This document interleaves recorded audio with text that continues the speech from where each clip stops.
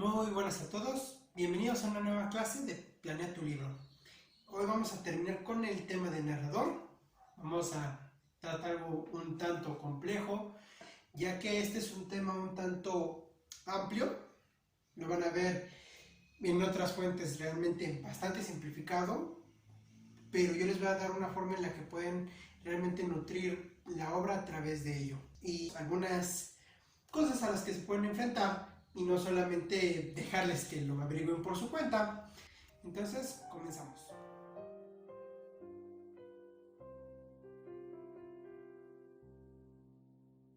Muy bien, recuerden revisar la descripción porque les dejo enlaces de mis redes y mis demás proyectos literarios y de psicología y dibujo para que puedan pasar a echarles un vistazo, y también cuando consigo algún video que les es de utilidad para nutrir este tema se los dejaré en la descripción. Incluso al final les mencionaré un poco sobre un video que les dejaré como enlace en la descripción, digamos, para integrar todo lo que hemos visto en estos 5 capítulos del narrador.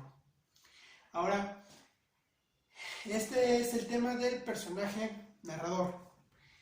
¿A qué me refiero? El narrador en sí es una entidad de tu historia.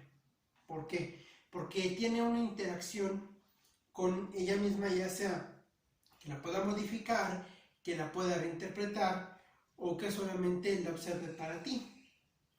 De tal modo que, habiendo ya sea una participación activa o no, hay una relación con lo que sucede a lo que te expresa.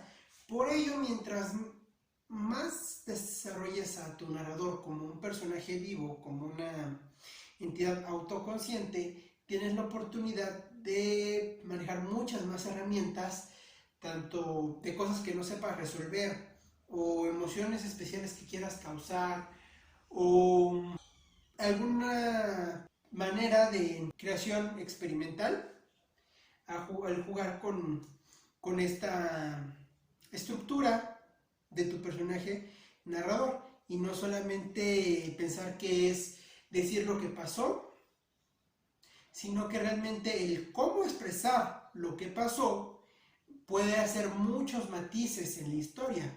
Es lo clásico de no es lo que me dijo, sino cómo me lo dijo, para poderlo resumir un poco más fácil. Entonces vamos a hablar, en este caso la clasificación que te voy a dar es directamente hecha por mí a través de varios estudios, prácticas propias y experimentos que yo mismo he hecho. Por lo tanto, esta clasificación no va a ser fácil que la encuentres en otros lados. Y bueno, primero vamos a hablar de el lugar que ocupa tu narrador en la historia. ¿Qué personaje está haciendo? Tendremos primero al clásico, al más fácil, el narrador omnisciente. ¿Cuál es su lugar en la historia? Bueno, el que sabe toda la historia y te la puede contar a como le dé su gana. Hablamos un poco de cómo puedes modificar justamente eso en el video anterior. Entonces, tenemos que regularmente, como he mencionado, el narrador omnisciente se considera un dios, porque sabe todo lo que ocurre dentro y fuera de los personajes. Tal cual, omnisciente, si desconocen esa palabra, tiene todo el conocimiento, todo lo sabe. Entonces, este narrador regularmente lo vemos como simplemente el mismo escritor, sabe lo que pasó y lo va a dar así, digamos, como caiga. Pero nosotros podemos considerar que el narrador omnisciente puede ser ilimitado o limitado. ¿A qué me refiero? El narrador ilimitado sabe todo lo que ocurre dentro y fuera de los personajes, en todo el espacio, ya sea que abarque la historia y fuera de ella. Por lo tanto, tiene la libertad de decirte cualquier cosa. Por ello es muy común. No es tan impresionante. Aquí realmente es lo que te decía, no le das una personalidad del todo a tu narrador. Y en vez de generar un juego con el mismo espectador, solamente le das la historia. Así que si quieres implementar algún juego con tu espectador o darle cierta opinión de acuerdo a lo que está pasando, te recomiendo que pruebes los demás que te voy a decir más adelante.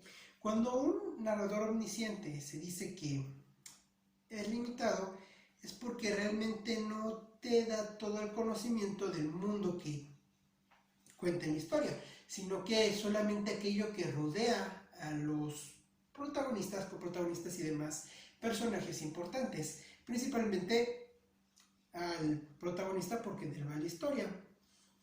Aquí hay un poco de cuidado. ¿Qué hay de interesante en él? Que al centrarte únicamente en un espacio, por así decirlo, que se mueve con el protagonista, tienes más facilidad de ir llevando al espectador con la trama y sorprenderlo al conocer después de aquello que está oculto al mismo tiempo del protagonista. Algo que no se puede cuando es ilimitado. ¿Por qué? Porque es muy fácil para el espectador decir, ay, qué tonto el personaje si el otro lo ama, por así decirlo. Pero el personaje no necesariamente sabe eso. Nosotros lo vemos en tercera persona, pero ellos no. Entonces, si nosotros lo limitamos únicamente al campo que pueda abarcar el personaje, podríamos tener una postura más acorde a lo que vemos. Y no solamente a, bueno, ya sé todo y juzgo sin la oportunidad de empatizar con esos personajes. Y bueno, eso sería básicamente como cuentas tu historia cuando simplemente lo sabe todo y el mismo escritor vendría siendo el que te la cuenta, valga la redundancia. Pero también puedes incluir un relator. ¿A qué me refiero? Pareciera lo mismo, pero ¿qué sucede? Hay ocasiones como la película de Aladdin, donde el mercader empieza contando la historia y nosotros ya vemos una perspectiva desde cierto personaje que se puede combinar con los siguientes que te voy a mencionar, ya sea protagonista, antagonista, testigo, etc. O incluso puede ser un personaje que solo haya escuchado la leyenda y la pase de generación en generación. Es un concepto que puede parecer que no aporta, pero realmente tiene unas ventajas porque estás manejando dos historias al mismo tiempo. No solamente es la historia que le estás contando, sino la historia, digamos, como cuarta pared o más allá de la cuarta pared, donde existe alguien que está viviendo su propia historia y tiene un motivo para contarte otra. Por ejemplo, en este caso del vendedor puede ser sus motivos para que le compren la lámpara. Incluso se han hecho varias historias en internet donde si ese vendedor está mintiendo para vender la lámpara o realmente le está contando su historia del pasado porque es el genio. Esa es la ventaja que tienes al agregar a alguien más que te cuente la historia. Muchos no lo usan, al final terminan usando el simple narrador como Dios, pero si tú aprovechas ese relator como una segunda trama, puedes contar sin necesidad de muchos detalles una historia más allá e incluso dejar la intriga para que traten de resolver esos huecos de por qué esta entidad, este personaje, este cuentista, maestro o lo que sea, me está contando esa historia. Por ello también tienes que tener cierto cuidado de que tenga algo de lógica que él desee contar. Y también tiene la ventaja de que interactúa más fácil con el espectador sin que suene extraño. ¿Por qué? Porque ya sabemos que él está hablando conmigo. Entonces, si es alguna acotación refiriéndose a mí como espectador, puede ser muy fácil de integrar, ya que me estableciste estas reglas al contarme que es alguien extra. Ahora, una forma más popular actualmente, antes no se usaba tanto, de narrar es que narra el mismo protagonista. Sí existía, ahorita se está volviendo más popular incluso que la tercera persona, cuando el protagonista te cuenta su historia. Puede ser a leer su diario, puede ser directamente que te esté contando a ti lo que le pasó, puede ser incluso, como vimos en videos anteriores, que narre en presente lo que estáis viendo. Un pequeño detalle es que esta sí es algo difícil. Cuando el narrador en presente está contando como protagonista lo que le está sucediendo, tienes que tener cierto cuidado del cambio de formas de hablar. Hay algunas técnicas donde los diálogos marcas claramente cuando habla con guiones largos y con comillas sus pensamientos y lo demás que es extra para que puedas entender sin ello.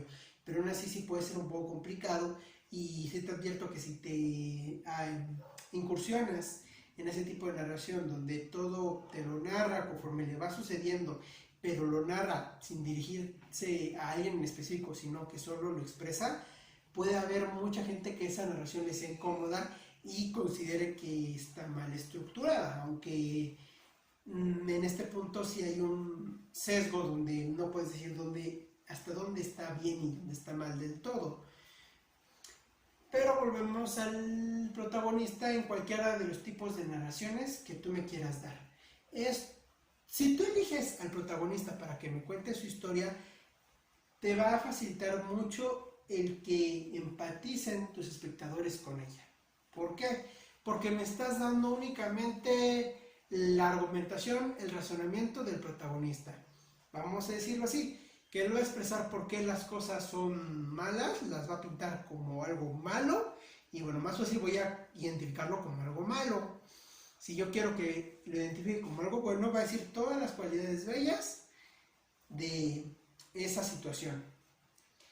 Incluso puedes jugar un poco con esto, más adelante vamos a ver cómo, de tal modo que aunque el espectador vea la posición, la postura del narrador únicamente, realmente se genera su propio juicio, y más adelante vamos a ver eso cuando hablemos de la moral de tu narrador. Pero bueno, con el protagonista también tienes que tener un cuidado. ¿Por qué? Porque todo lo que me cuentes tiene que tener una lógica de que el protagonista la sepa. Y si tú me dices algo que el protagonista no hay forma de que lo sepa, pero lo asegura, tienes que marcar cierto límite para que, aunque él lo diga como una verdad innegable, pues el espectador sepa que realmente es su posición. Eso es posible. Incluso cuando uno habla con otras personas, es muy común que alguna diga, es que esta persona es así, y le dices, ok, tú ya la viste hacer de algo de ese modo, no, pero es obvio porque se le ve. Cosas así donde el espectador sepa claramente que son suposiciones del protagonista y no lo confunda con los hechos que está viendo. Que esos hechos y situaciones sean lógicas, que el protagonista las sabe. Incluso si él me dice los sentimientos de otros, lo que puede hacer es ver cómo reaccionan físicamente y suponerlo. Pero ahí ya no puedes tan fácil hablar de que otra persona está sintiendo nostalgia porque recordó a su madre si nunca lo mencionó, ¿cómo podrías con el narrador omnisciente? Al menos de que me justificas que tiene algún poder de leer mentes. Continuamos con el antagonista. Este es muy complicado de usar, te lo advierto, pero da una perspectiva muy interesante, justamente porque pocos se arriesgan a probarla. ¿Por qué es complicado? Es muy fácil que cuando tú usas al antagonista termine pareciendo el protagonista. Para esto hay que entender bien la posición de ambos. El protagonista es el personaje de la cual la historia se está contando. El antagonista es aquel, no necesariamente el villano, sino el que se opone a ese fin. Por ejemplo, que un villano sea protagonista es posible. Ocurre en Megamente, es el protagonista, no es un antagonista. ¿Cuál es la diferencia para hablar que el antagonista está narrando? Ok, primero tienes que recordar el conflicto de tu historia.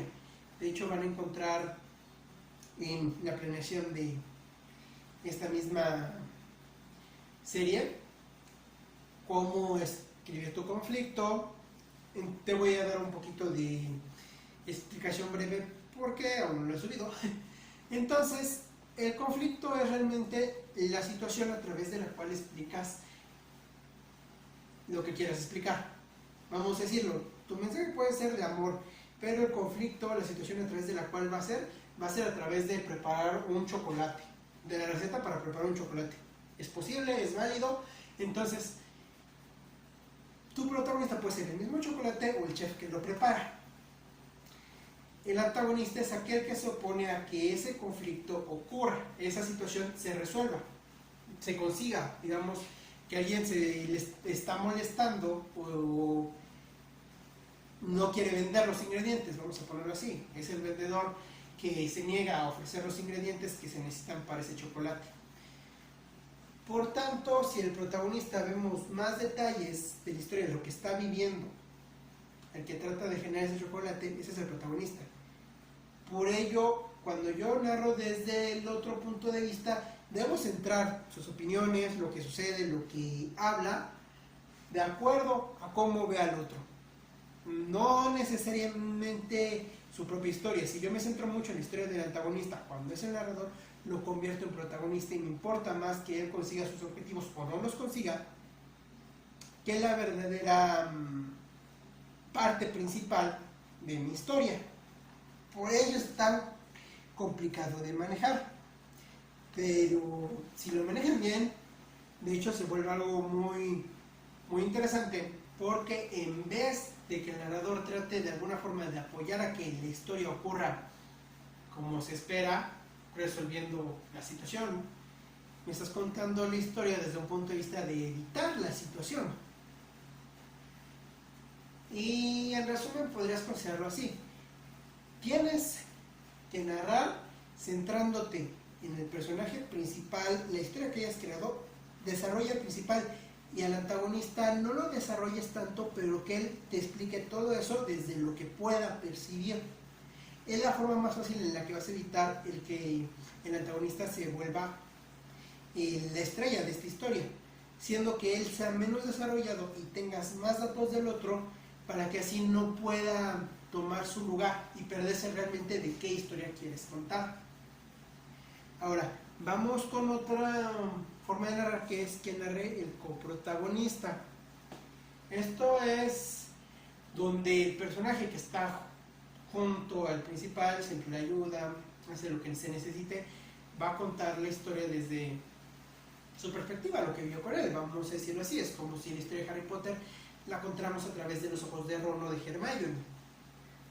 Puede que haya un poco de dificultad aquí también de que no tomen ese estrellato el coprotagonista, pero no es tan complicado, porque si tú aprendes a justificar que él esté constantemente cerca del protagonista, o que, vamos a decirlo, haga su biografía, fácilmente se va a centrar la historia en el protagonista. Pero ¿cuál es la diferencia? Que aquí vas a meter opiniones o perspectivas del otro personaje, lo cual puede hacer que justamente impliques una discrepancia entre a lo que va la propia historia y a lo que quiere ir el otro personaje. No necesariamente está en contra. De hecho, en el caso de un coprotagonista, lo correcto es que haya momentos en los que está de acuerdo. De hecho, trata de conseguir el mismo fin, pero no va a apoyar todo o no va a estar de acuerdo con todas las posturas que la historia le va guiando. Entonces, esta es otra ventaja, porque el hacer esto también es una doble historia. Haces la historia tal cual pasó desde la perspectiva de una trama secundaria.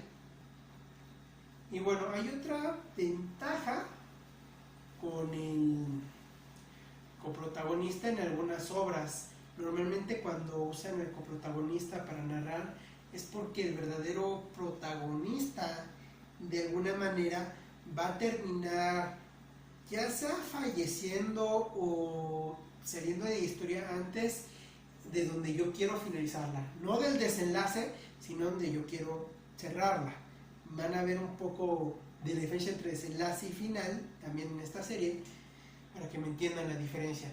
Podríamos decir, por ejemplo, a Sam del Señor de los Anillos explicando la historia de Frodo, incluso sabiendo que él se va. Y bueno, ahora pasamos a unos narradores que son menos complicados, son mucho más fáciles que los dos anteriores, y son, normalmente se conocen como testigos. Principalmente son personajes secundarios o circunstanciales.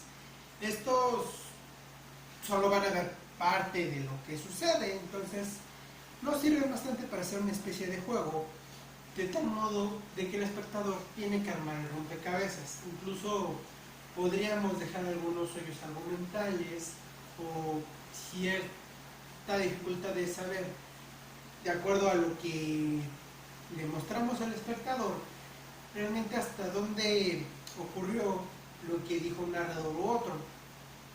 ¿Por qué digo un narrador u otro? Porque este es muy útil si tú quieres usar varios narradores en una historia pequeña, ya que, por ejemplo, si tú quieres hablar del conflicto de dos personas en un mercado, podrías usar a los mismos vendedores de cada puesto como los narradores, diciendo a cada uno, bueno, lo que vio, lo que dijo uno, lo que dijo otro y demás.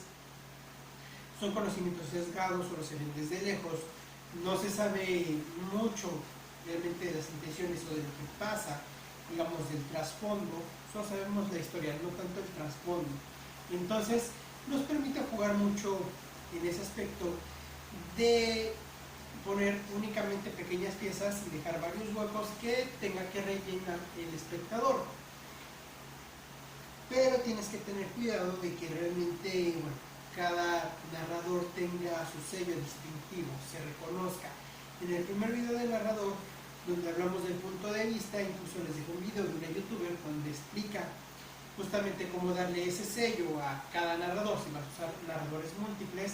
Y incluso en este video les voy a dejar el link a uno de sus videos donde cuenta una misma historia desde 8 perspectivas diferentes, lo cual les va a facilitar bastante el entender bien todo lo que hemos visto en este y en los videos anteriores, porque manejan los diferentes tiempos verbales, las diferentes personas verbales y varias perspectivas, donde también maneja incluso objetos, por lo cual les va a servir de mucho para digerir todo lo que hemos visto de una manera práctica. Y bueno, continuando con esto, vamos a mencionar algo que normalmente no se considera narrador, que es la cuarta pared. La cuarta pared, tal vez algunos conozcan este término, es esa barrera que divide vamos a decir, la ficción de la realidad. Digamos, es esa percepción que tenemos al ver un cómic, al ver una animación, un live action, una obra de teatro o cualquier otro medio de ese modo gráfico, por así decirlo. Y el hecho de que sea gráfico y dinámico nos permite que sea más entretenido. Las emociones pueden ser tanto de diversión como de drama, como de miedo, etc. Pero nos permite de esa manera de verlo directamente. ¿Por qué les menciono que hay que considerarlo como un personaje tal cual? Bueno, algunos, ahora lo que es considerar. Bueno, y algunos tal vez conocen este término mejor por el clásico romper la cuarta pared, cuando un personaje habla al espectador. Por ejemplo, un personaje cómico o caricatural le habla al niño o adulto que lo esté viendo. Eso es para que entiendan un poquito qué es esa cuarta pared. ¿Y por qué les digo que hay que considerarlo como un personaje? Porque tienes la posibilidad de que lo que nos vas a mostrar realmente tenga cierta intención, ya que puedo ver en escena cosas de acuerdo a lo que yo quiera generarle o lo que yo quiera que entienda el espectador. Si tú lo ves como un ente tal cual que tiene una intención a lo que va a mostrar, es más fácil elegir diferentes aspectos para poner en ese ambiente. Tiene ciertas dificultades, porque si tú quieres hacer énfasis en algún objeto dependiendo de la plataforma que estés usando, puede ser complicado, ya que tiene que verse el espectador sin llegar a ser forzado, sin decirle, oye, por cierto, voltea, ahí hay una pistola, o ahí hay una lámpara, o ahí hay un anillo, sino que realmente él lo vea por sí mismo, por lo cual hay muchos detalles que tienen que percibirse directamente de una manera que atraiga a la vista, no tanto que directamente se vea forzado. En algunos medios como películas es un poco fácil porque hacemos ciertos acercamientos a diferentes lugares de la casa o del ambiente para también generar dinamismo y ahí se lo podemos mostrar. En el caso donde es un dibujo completo como de un cómic de solo 4 cuadros o es una obra de teatro, eso nos haría perder la posibilidad de hacer énfasis porque perderíamos ciertas escenas, sería forzado o demás. Entonces es lo que tienes que tener cuidado si solamente vas a mostrar de manera gráfica, pero no vas a decir nada. Y ahora, como lo prometí, bueno, vamos a ver lo que es la moral de tu personaje. Aquí ya no estamos hablando del tipo de personaje, eso ya lo tenemos acá arriba. Y te voy a recomendar que para que manejes más fácil esto, no pienses tanto en si vas a querer usar un narrador protagonista, un narrador antagonista o demás. Realmente pienses qué personaje dentro de tu historia quieres que narre. Y después tomar las consideraciones que ya te he explicado en este video y videos anteriores, dependiendo del lugar que ocupe ese personaje.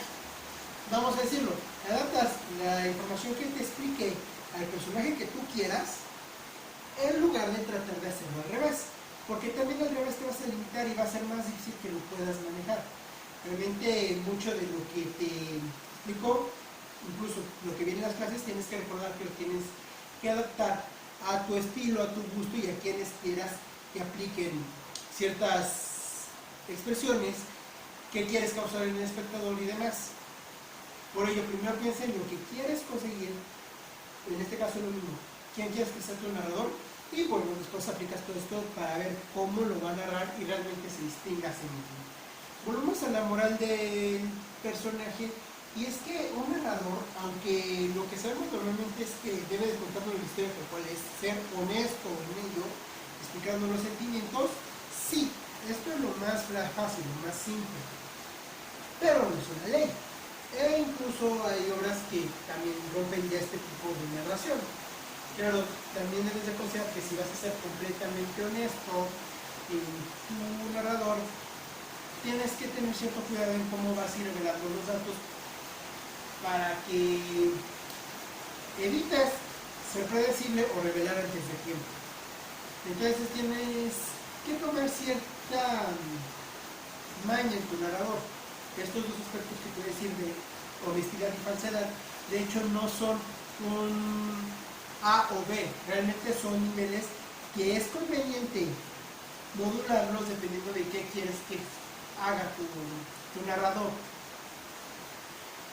Por ello también va a ser conveniente que tomes cierta parte de falsedad en tu narrador, tal vez no en que diga mentiras, pero sí en cómo expresar la información, para que puedas mantener esa aura de misterio, esa necesidad del espectador de adivinar antes que tú le muestres lo que va a pasar. Entonces hay también la oportunidad de usar un narrador fraudulento. Fraudulento no significa necesariamente mentiroso. Puede ser directamente que esté mintiendo, o puede ser que me diga las cosas de tal modo que yo interprete otra cosa. Aquí la forma fraudulenta de él puede ser creíble o falsa directamente. El que tu narrador no sea honesto y no diga las cosas tal cual pasan, no significa que como espectador yo lo deba de saber. O a mí me diga directamente, te voy a mentir. De hecho, eso se vería absurdo. Al menos de que quieras una escena tal cual que se vea absurda del narrador, no te recomiendo que seas tan obvio. Y es por lo que tienes que tener cierto cuidado, que si va a ser falso, tiene que ser algo que se pueda percibir, que pueda ser lógico y entender, pero que no suene obvio o forzado.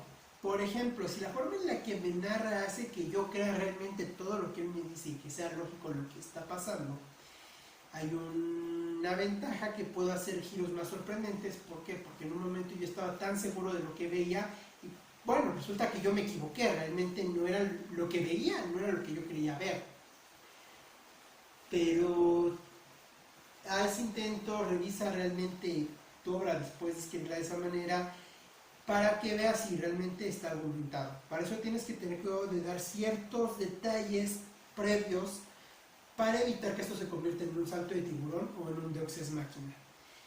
Tienes que haberle dado al espectador ciertos datos, ciertas tips, pistas de que hay algo raro ahí. Por ejemplo, le narro muy seguro que soy el villano, pero hasta ahora no he visto que haga nada malo. Entonces, tal vez ahí ya me da cierta noción de que algo va a pasar. Si no generas esa noción de que algo va a pasar, si tú estás muy tranquilo, muy obvio lo que está ocurriendo, y de pronto haces un giro rápido que nunca tuvo anteriormente un argumento donde me demostrara sí, había una mentira de por medio, un engaño de por medio o algún malentendido, solo va a ser forzado, solo va a ser salto de tiburón o Deus Ex Machina. Es lo que tienes que tener cuidado cuando es muy creíble las falsedades de tu narrador. Pero también puede ser muy obvio que no es verdad lo que dice. Eso puede convenir, puede ser útil tanto en situaciones de comedia como situaciones de terror, donde este narrador me va a poner su perspectiva y me va a decir lo que pasa, pero es obvio que está mintiendo. ¿Cómo distingo esto? Porque los hechos que ocurren no son lógicos a su conclusión para mí, pero son lógicos para el narrador. ¿A qué me refiero? Es útil en el humor negro. El narrador me dice que es lógico que merecía morir el otro personaje y sus argumentos son que lo vio feo. Ok, si el narrador es creíble que es así de mente agresivo, ok, tiene lógica que él lo pensara así, pero yo como espectador sé que es absurdo, o sea, no puedo creer eso. Me va a decir en algún momento que eso fue lógico y después me va a decir que estaban justificadas otras acciones, que no me da la razón, pero yo ya sé que muy probablemente no están justificadas, porque previamente ya me demostraste las reglas bajo las que se rige ese narrador, que no son honestas, o quizá en algún momento él me está diciendo que me va a contar una historia de amor y me cuenta algo de terror donde no hay romance y después me quiere contar otra historia que dice que es de comedia. Bueno, yo ya sé que no lo es. Si yo quiero contar un narrador que tal cual se vea falso o que tal cual se vea que hay algo raro, tengo que haberle en algún momento establecido las reglas con algo obvio donde el mismo espectador diga, no me voy a creer todo lo que sucede. ¿Por qué? Porque ya aquí hay mentiras. Tal vez sea parte de verdad, tal vez no, pero ya vi que no es alguien confiable. Y el último aspecto que debes de tener cuidado si tu narrador es falso, ya sea porque tal cual él quiere ser falso o porque su perspectiva está trastornada por algún desorden mental, por ejemplo, es que debes de poner los puntos clave o algún indicativo para que yo como espectador al final pueda reconocer cuál fue la verdadera historia y no tenga ese problema de, ok, ¿le creo en esto o no le creo? Un ejemplo es algunas películas o series donde cuando el personaje está alucinando cambia de color o cambia de forma las cosas. Por ejemplo, Mona la vampira, donde directamente se vuelve un mundo fantasioso cuando son sus juegos. Eso me va a permitir a mí como espectador armar la situación. Esto no tiene que ser tan obvio necesariamente, eso depende de ti, pero sí debe haber algún distintivo. Tal vez el cambio de paleta de colores, tal vez el cambio de la voz, tal vez algún personaje que esté constantemente en lo que es mentira, o bueno, quizá después puedas contar los puntos claves reales, no sé, durante una terapia al mismo personaje. Que bueno, siempre está la posibilidad, si tú quieres realmente que cada uno quiera crearse su propia versión o su propio entendimiento, bueno, ya entonces puedes evitar eso porque los espectadores cada uno va a creer lo que quiera creer. Y por último quiero hablar de la objetividad del personaje que hayas elegido. Esto no significa lo mismo que honestidad, como el punto anterior. Esto significa qué tanto valora los hechos y qué tanto valora sus opiniones. Por eso es importante el primer video donde hablo del punto de vista para que entiendan la diferencia entre una opinión y un punto de vista. El punto de vista es lo que puede percibir. La opinión es tal cual la interpretación personal ante ello. Entonces, tu personaje puede ser muy objetivo diciendo directamente lo que pasa, o puede meter mucho sus opiniones al decir que tales personajes son unos llorones o unos ridículos, o que no valen para nada, o que son muy atractivos, son un ejemplo a seguir, todas estas expresiones realmente son opiniones, no son hechos. Si tú me dices, ¿tiene el título del héroe? Ok. Si me dices que es el héroe porque tiene ese título, ok. Si es porque ocupa ese lugar de historia, eso es un hecho. Si tú me dices más bien que es una mala o buena persona, ya hablamos de algo más objetivo. Por lo tanto, puede ser la opinión del mismo narrador. Esto igual es una balanza, tampoco es dos caras de la moneda necesariamente. Muchas veces sí se opta por directamente ser objetivo para facilitarse el trabajo, pero si tú vas a hacer que un personaje que actúa en la obra o cerca de ella va a ser tu narrador y no va a ser la cuarta pared o el narrador omnisciente, necesariamente existe una opinión. Si tú no le das algún nivel de opinión a tu narrador, no se va a sentir como ninguno de los demás, solo va a aparecer un narrador omnisciente o un narrador de cuarta pared. Si tu intención es propiamente que sea un periodista y se dedique a escribir hechos, ok, en ese caso puede ser que directamente ocurra esto y esto y esto, pero sí tuviste que entonces que establecerme por qué él va a mantenerse, digamos, separado de emitir tal o cual pensamiento propio. Y mientras más apliques la opinión, la forma más fácil de manejarla es teniendo un desarrollo de este personaje, sabiendo cómo es, cómo piensa, lo que opina de la vida, cosas así. Pueden ser muy simples o muy complejas, pero que tenga alguna construcción psicológica ese narrador, y fácilmente vas a encontrar cómo opina.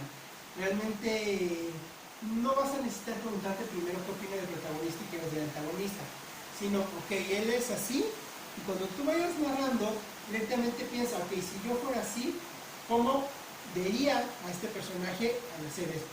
¿Qué quería de él? Y así es como vas a tener cierto equilibrio entre las opiniones y los hechos que describa tu narrador.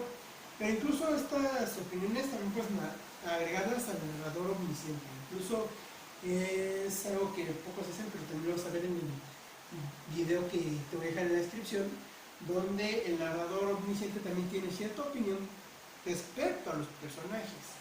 Y eso lo hace distinguirse de otros narradores omniscientes, como todos los ejemplos que te di en los videos pasados. Y bueno, como les dije, bueno, este era un tema más amplio del narrador, pero ya lo concluimos. Si tienes alguna duda, puedes dejármela en los comentarios y te la estaré respondiendo. También te estaré respondiendo en el mismo Facebook de esta página, Planea tu Libro. También puedes revisar mis demás proyectos. Y el siguiente video, también por petición de maestra de teatro, ahora venimos con una serie de 3 videos sobre improvisación. Para todos los creadores de contenido, ya sea que seas actor, que seas escritor, que seas poeta, hasta rapero o demás, estos consejos te van a servir para entender la improvisación, que es para poder aplicar tus habilidades y desarrollarlo lo mejor posible. Nos vemos en la siguiente clase.